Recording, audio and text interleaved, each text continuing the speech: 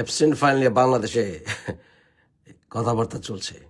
এগুলি আমরা অনেক আগে থেকে জানি। এপস্টিন ফাইল নিয়ে ওয়েস্টে বেশ কয়েক মাস ধরেই জোরে সোরে কথাবার্তা চলছে, কারণ এপস্টিন ফাইলের ভিতরে প্রেসিডেন্ট ট্রাম্পের সম্পৃক্ততা কতখানি সেটা দেখাই হচ্ছে মূল। এছাড়াও এপস্টিন ফাইলে অনেকের নাম আছে, ক্লিন্টনের নাম আছে এবং আরও অনেকের নাম আছে। বিশেষ করে কিং চার্লসের ভাই অ্যান্ড্রুর নাম এসছে, এই জন্য ব্রিটেন এটা নিয়ে খুব তুলকালাম চলছে। কিন্তু কথা হচ্ছে এটা নিয়ে বাংলাদেশ কেন ফালাফালি করে? বাংলাদেশের কেউ নাই ওখানে। ডক্টর ইউনুসের নাম নাকি আছে, এবং কি শুনেছে আমার টিচার ছিলেন ডক্টর মাইমুল স্যার, ওনার নামও নাকি অ্যাবসেন্ট ফাইলে আছে। ফাইজলামি করার আর কোনো কিছু পায় না। বাঙালিরা নাই কাজ তো গইবাজ। অ্যাবসেন্ট ফাইলে না, অ্যাবসেন্ট ফাইলের নাম যাবে মূলত এক্সক্লুসিভলি সাদা চামড়ার লোকরা যারা ওয়েস্টে ম্যাসিভলি ইনফ্লুয়েন্সিয়াল তাদের। এর ভিতরে দু একটা কিসমিস আছে, কিসমিস মানে অন্য চামড়ার। এর মধ্যে অভিনেতা ক্রিস টাকারের নাম এসছে, বিশ্ববিখ্যাত গায়ক মাইকেল জ্যাকসনের নাম এসছে। মাইকেল জ্যাকসন নিজেও চামড়া ঝলসে অলমোস্ট সাদাই হয়ে গেছিলেন, সাদার চেয়ে সাদা হয়ে গেছিলেন। তাই অ্যাবস্টিন ফাইলে বাংলাদেশিদের নাম আসবে, এর চাইতে ভুয়া কথা আর থাকতে পারে না। অ্যাবস্টিন ফাইলে কোনো বাংলাদেশির নাম নাই। ওকে, বাংলাদেশে এমন কোনো ইনফ্লুয়েন্সিয়াল বড় লোক নাই প্রথমত যে যাদের নাম ওখানে আসবে। ইনফ্লুয়েন্সিয়াল কোনো বাংলাদেশি নাই। বাংলাদেশে ওই লেভেলের কোনো ইনফ্লুয়েন্সিয়াল বাংলাদেশি নাই, ওয়ার্ল্ড ইনফ্লুয়েন্সিয়াল বাংলাদেশি নাই, পৃথিবীতে নাই।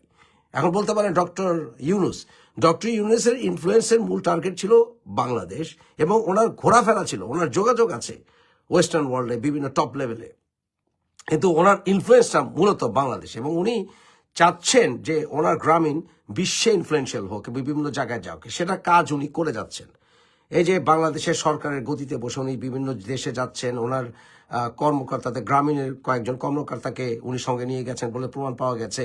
এগুলো মূলত কারণ হচ্ছে উনি আলটিমেটলি ওনার গ্রামীণকে প্রসারিত করতে চান এইটা, এবং আলটিমেটলি উনি গ্লোবাল ইনফ্লুয়েন্সিয়াল হতে চাওয়ার পথে এগিয়েছেন। কিন্তু উনি ওয়েস্টার্ন পলিসিকে ইনফ্লুয়েন্স করার মতো ক্ষমতা ডক্টর ইউনুসের এখনো নাই। Doctor Yunus globally respected, so এটার ভিতরে মিলায় না। বাঙালিরও কইলাম না, নেই কাজ তো গইবাজ। সুতরাং ওখানে কোনো বাংলাদেশের নাম নাই অ্যাবসেন্ট ফাইলে। এখন পর্যন্ত কেউ কোনো প্রমাণ দিতে পারবে না এখন পর্যন্ত যে অ্যাবসেন্ট ফাইলে কোনো বাংলাদেশি আছে। বাংলাদেশের ব্যাপারে শুধু একটা বিষয় এসছে একটা ইমেলে, সেটা হচ্ছে আইসিডিডিআরবির ব্যাপারটা। আইসিডিডিআরবির একটা ইস্যুতে একটা ইমেলে একটা রেফারেন্স এসে বাংলাদেশের, এছাড়া ওখানে কোনো নাম নাই। এই অ্যাবসেন্ট আইল্যান্ডে মূলত সেক্স ট্রাফিকিং, মেয়েদেরকে ট্রিক করে ওখানে নিয়ে যাওয়া, ওইখানকার অন্য মেয়েকে দিয়ে অন্য মেয়েকে নিয়ে যাওয়া, এগুলো হচ্ছে আসলে আমোদ প্রমোদ ফুর্তির একটা স্থান। যেমন ধরেন কোনো কর্পোরেটের মিটিং এর পরে সাধারণত একটা পিকনিক থাকে বা একটা ডিনার থাকে, একটা মজা করার একটা পার্টি থাকে, অথবা বাংলাদেশে দেখবেন বিভিন্ন দেশের সরকার প্রধানরা আসে, ইম্পর্টেন্ট আলোচনা করে, তারপরে বিভিন্ন কালচারাল অনুষ্ঠান করে। এইটা হচ্ছে সেক্স অনুষ্ঠানের মানে এখানে এটা সমস্ত ইনফ্লুয়েন্সিয়াল লোকরা ওখানে সেক্সুয়াল অর্জি করবে, মজা করবে, ফুর্তি করবে। হ্যাঁ, এইটার একটা গেট টুগেদারের মতো বলতে পারেন, এবং সেখানে সেক্সুয়াল এক্সপ্লয়টেশন হতো। This is what you need to remember, এর চাইতে বেশি কিছু না। কিন্তু এছাড়া ইনফ্লুয়েন্সিয়াল অনেক গোপন মিটিং আছে ওয়ার্ল্ডের ইনফ্লুয়েন্সিয়াল ওয়েস্টার্ন পিপলদের মধ্যে। যেমন ধরেন অনেক রকমের গ্রুপ আছে, বিল্ডারবার্গ গ্রুপ। এই বিল্ডারবার্গ গ্রুপে অনেক ইনফ্লুয়েন্সিয়াল ভবিষ্যৎ পৃথিবীতে ইনফ্লুয়েন্সিয়াল লোকদেরকে যারা হতে যাচ্ছে তাদের নিয়ে গোপনে মিটিং হয়। এই সকল মিটিংয়ের ডিটেলস আমরা জানতে পারি না। যেমন টনি ব্লেয়ার প্রাইম মিনিস্টার হওয়ার আগে উনি একবার ওখানে ছিলেন, ওখানে ওনাকে গ্রুমিং করা হয়েছিল বলে কথাবার্তা আছে। সুতরাং এর বেশি কিছু না। আর আমাদের বাংলাদেশের মোল্লা মৌলবীর এটা নিয়ে ছিছি করার কি আছে? আমরা জান্নাতের যে বর্ণনা সত্যিকার অর্থে চাই, যে আমাদের মনের আশা পূরণ হবে, জান্নাতে আমরা যা চাইব আল্লাহ আমাদের তা দিবেন, সেগুলো বর্ণনা না করে জান্নাতের যে বর্ণনা মোল্লা মৌলবীরা বিকৃত হাদিস থেকে দেয়, দুর্বল হাদিস থেকে দেয়, ওটা তো অ্যাবসেন্ট জান্নাত। আমি তো এটাকে নাম দিয়েছি অ্যাবসেন্ট জান্নাত। ওইটা বরঞ্চ তারা চায় রাত দিন আল্লাহর কাছে দোয়া করে তারা যেন ওখানে গিয়ে সেক্সুয়াল অর্জি করে। মোল্লারা এটা নিয়ে ফাল পাড়ার কি আছে? এখানে ধিক্কার দেওয়ার কি আছে? মোল্লারা কেন বলে ওখানে কোনো মৌলবী নাই? আরে বেটা, তোরা তো রাত দিন চাইতেছিস পরকালে গিয়ে অ্যাবসেন্ট জান্নাত বানাইতে। তোরা এই বিষয়ে কথা বলার অধিকার রাখিস না। কারণ তোরা আধা মুসলমান, তোদেরকে আমি মুসলমানই মনে করি না বেশিরভাগ মোল্লা মৌলবীদেরকে।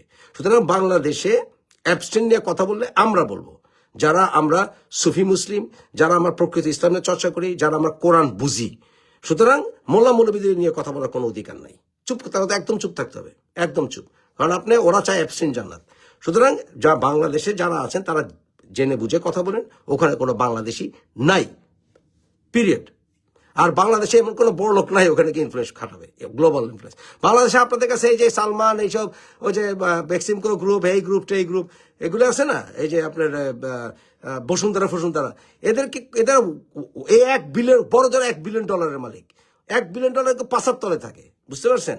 এই যে বিশ্বে যত ইনফ্লুয়েন্সিয়াল বড় লোক আছে বা ইনফ্লুয়েন্সিয়াল বিজনেসম্যান আছে, বাংলাদেশ এইসব দেশে হাই স্ট্রিটে যেসব দোকানপাট আছে, এইসব দোকানপাটের চেইনের মালিক প্রায় $1 বিলিয়ন মালিক। বাংলাদেশে কোন বড় লোক কোন কি করলো এটাদের তাদের কোনো গ্লোবাল ইনফ্লুয়েন্স না, তারা কেউ ওখানে যেতে পারবে না। সুতরাং এগুলি ছড়ায় না, ওকে?